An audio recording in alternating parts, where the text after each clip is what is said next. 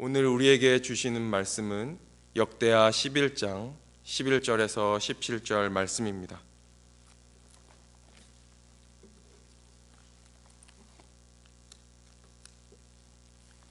구약 성경 670페이지입니다. 역대하 11장 11절에서 17절 말씀 다 함께 읽겠습니다. 르호보암이 그 방배하는 성읍들을 더욱 견고하게 하고 지휘관들을 그 가운데 두고 양식과 기름과 포도주를 저축하고 모두 성읍에 방패와 창을 두어 매우 강하게 하니라. 유다와 베냐민이 르호보암에게 속하였더라. 온 이스라엘의 제사장들과 레위 사람들이 그들의 모든 지방에서부터 르호보암에게 돌아오되 레위 사람들이 자기들의 마을들과 산업을 떠나 유다와 예루살렘에 이르렀으니 이는 여로보암과 그의 아들들이 그들을 해임하여 여호와께 제사장의 직분을 행하지 못하게 하고 여로보암이 여러 산당과 순념소 우상과 자기가 만든 송아지 우상을 위하여 친히 제사장들을 세움이라.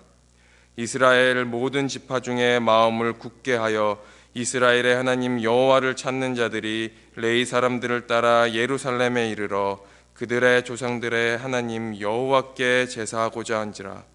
그러므로 3년 동안 유다 나라를 도와 솔로몬의 아들 르호보암을 강성하게 하였으니 이는 무리가 3년 동안을 다윗과 솔로몬의 길로 행하였음이더라. 아멘.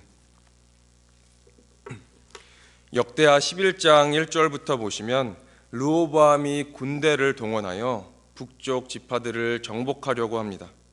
하지만 그는 동족과 싸우지 말고 돌아가라고 말씀하신 여호와의 말씀에 순종하여 남유다로 돌아옵니다. 그리고 남유다로 돌아온 르호보암은 유다 지역 곳곳에 방비성을 건축합니다. 그런데 방비성 건축을 보면 북이스라엘과의 국경에 건축한 것이 아니라 대부분 서쪽과 남쪽에 집중되어 있음을 알 수가 있습니다. 이것은 방비성 건축이 남쪽과 서쪽에 건축되어진 것은 이민족의 침입을 대비한 것임을 우리는 알 수가 있습니다. 한편 북쪽에 속한 제사장과 레위 사람들이 우상 숭배를 강요하는 여로보암을 피해 삶의 터전까지 버리고 예루살렘으로 내려옵니다. 이들을 통해 유다의 종교적 정통성이 강화되었을 뿐만 아니라 그들과 함께 남유다로 내려온 백성들도 있었는데 그들은 남유다의 국력을 커지게 하는 데에 크게 일조를 합니다. 5절과 12절 말씀을 보시겠습니다. 르호보암이 유다 땅 곳곳에 방비성 15개를 건축합니다. 그리고 그 성들을 더욱 견고하게 하였음을 보여주고 있습니다. 솔로몬 시대만 해도 고대 근동 지역에 감히 이스라엘을 대적할 나라들은 없었습니다. 다윗과 솔로몬의 시대의 이스라엘은 제국이라고 불려도 손색이 없을 정도로 강력한 나라였습니다. 그러나 남과 북으로 갈라진 르호보암 시대의 상황은 전혀 달랐습니다. 르호보암 시대의 남유다는 솔로몬 시대와는 비교도 할 수 없을 정도로 매우 약화되어 있었습니다. 거기다가 남과 북으로 나라의 분열은 표면적으로만 보아도 국력을 절반으로 약화시켰습니다. 그리고 실제로는 더 많은 약화를 초래하였을 것입니다. 그러므로 르호보암은 나라의 안위를 위해서 서둘러 많은 방비성을 건축한 것입니다. 사실 남유다의 서쪽에서는 블레셋이, 남쪽에서는 애굽이 호시탐탐 남유다를 침공할 기회를 노리고 있었습니다. 그리고 실제로 다음 장 12장을 보시면 애굽왕 시삭은 대군을 이끌고 남유다를 침공하는 것을 우리는 볼 수 있습니다. 그러한 점에서 르호보암이 방비성을 건축한 것은 매우 지혜로운 일이었습니다. 그런데 이것은 오늘날 우리 성도들에게 있어서도 예외가 아닙니다. 즉 오늘을 살아가고 있는 우리들도 이러한 신앙의 방비성을 많이 쌓아야 하는 것입니다. 성도 여러분, 우리는 영적으로 볼 때에 대적들에 의해 둘러싸여 있습니다. 그리고 그 대적들은 우리를 망하게 하려 하고 우리의 영혼을 약탈하기 위해 호시탐탐 공격의 기회를 엿보고 있습니다. 사도 베드로는 베드로전서 5장 8절에 대적 마귀가 우는 사자와 같이 두루다니며 삼킬 자를 찾고 있다고 우리에게 분명하게 경고해주고 있습니다. 그러므로 우리가 이러한 악한 세력으로부터 우리의 영혼을 보존하기 위해서는 신앙의 방비성을 쌓아야 하는 것입니다. 성도 여러분, 우리의 대적인 마귀와 그의 추종자들은 우리보다 훨씬 강한 자들입니다. 따라서 우리가 아무런 방비도 없이 그들에게 맞선다면 우리는 여지없이 마귀에게 당할 수밖에 없습니다. 그러나 신앙의 방비성을 견고하게 쌓는다면 마귀의 세력이 우리보다 아무리 강할지라도 능히 대적하여 승리할 수 있는 것입니다. 고대 전쟁에서 어떠한 성을 정복하려면 그 성 안에 있는 군사들보다 배가 되는 사람들이 있어야만 그 공격이 가능했다고 이야기를 합니다.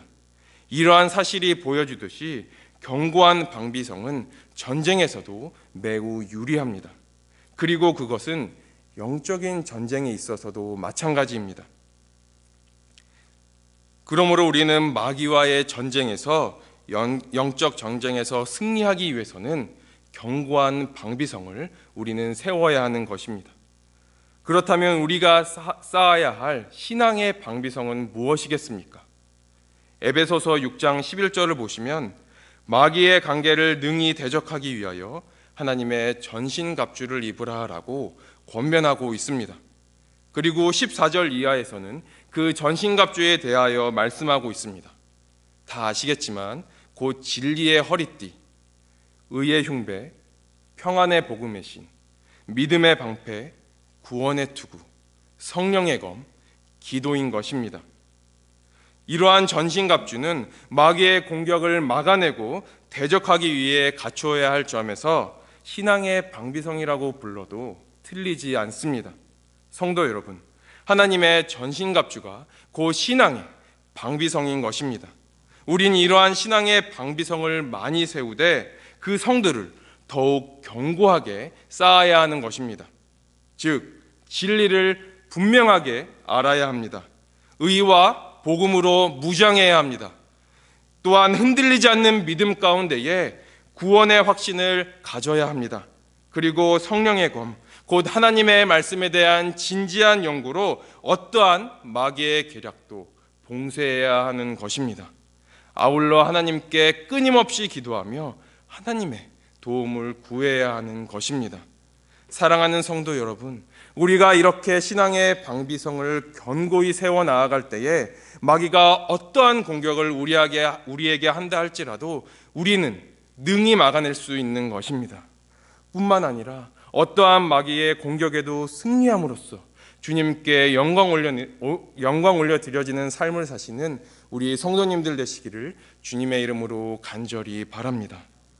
그리고 14절을 보시면 레위 사람들, 곧 북이스라엘 지파에 속해 있었던 제사장과 레위인들이 자기들의 마을과 산업을 떠나 유다와 예루살렘에 이르렀다고 말씀하고 있습니다. 물론 이들이 이처럼 그들의 마을들과 산업을 떠나 예루살렘에 온 이유는 여호와 신앙을 지키기 위한 것이었습니다. 여기서 마을들과 산업이란 레위인들이 소유하였던 집이나 전답을 가리키는 관용적 표현입니다. 그런데 율법에 의하면 이스라엘 사람들은 타인에게 전답을 팔 수가 없었습니다. 그러므로 레위인들이 마을들과 산업을 떠나 유다와 예루살렘에 이르렀다는 것은 그들이 여호와의 신앙을 지키기 위하여 자신들이 가진 모든 소유를 포기하였다는 것을 말씀해 주고 있는 것입니다. 성도 여러분, 레위인들의 이런 포기가 과연 쉬운 일이었겠습니까? 아닙니다. 절대 쉬운 일이 아니었습니다. 사람은 누구나 자신의 소유를 쉽게 포기하기 어렵습니다. 성도 여러분, 누가 가지고 있는 사람이 여러분들의 소유를 빼앗으려고 한다고 생각해 보십시오. 내가 가지고 있는 소유를 쉽게 포기하는 것은 정말 어려울 것입니다. 특히 본문의 레인들처럼 자신들이 가지고 있는 모든 것을 포기한다는 것은 더더욱 어려운 일인 것입니다. 이것은 하나님께 대한 전폭적인 믿음과 생명까지도 버릴 각오가 없다면 불가능한 것입니다. 그러나 성도 여러분, 신앙을 위해서라면 이처럼 자신이 가지고 있는 모든 소유, 심지어는 자기가 가지고 있는 생명까지도 기꺼이 버릴 수 있어야 합니다. 세상의 것을 사랑하고 자기의 생명을 사랑하다 보면 하나님과의 관계가 점점 멀어지게 되고 하나님을 떠나게 되어 있습니다. 성도 여러분, 마태복음 16장을 보시면 재물이 많은 청년이 예수님께 와 질문을 하는 것을 볼 수 있습니다. 그는 예수님께 와서 어떻게 해야 영생을 얻을 수 있습니까? 라고 예수님께 묻습니다.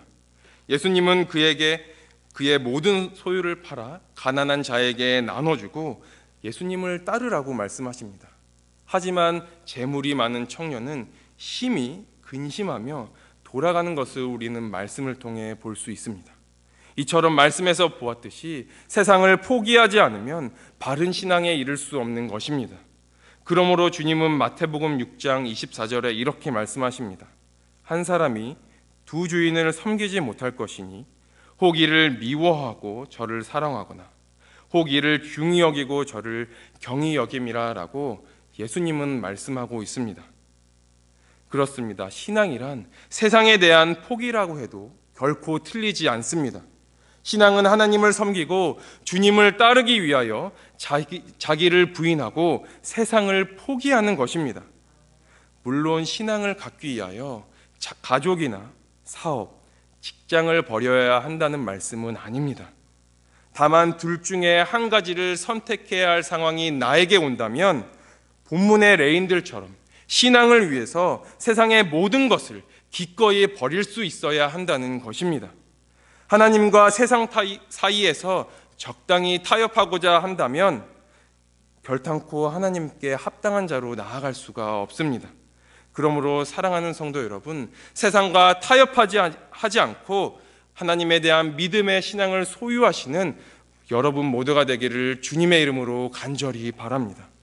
그리하여 주님 오시는 날 잘하였다, 착하고 충성된 종아라고 주님께 칭찬받으며 천국의 즐거움에 참여하시는 우리 모두가 되시기를 주님의 이름으로 간절히 바랍니다.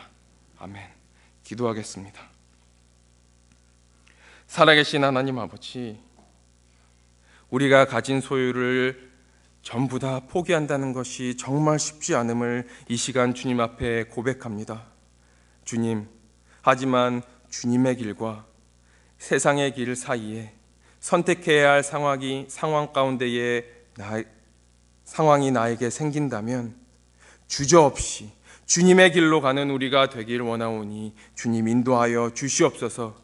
세상과 적당히 타협하는 믿음이 아니라 온전히 주님만 바라보고 나아가는 믿음의 신앙의 소유가 우리에게 온전히 생기며 세상 가운데 나아가길 원하오니 주님 인도하여 주시옵소서. 주님, 마귀가 우는 사자와 같이 두루다니며 삼킬 자를 찾고 있는 이 영적 전쟁이, 이 치열한 전쟁 가운데에 우리가 살고 있습니다. 이 치열한 영적 전쟁 가운데에 신앙의 견고한 방비성을 우리가 세우길 원합니다. 하나님 아버지, 우리가 진리로 무장하길 원합니다.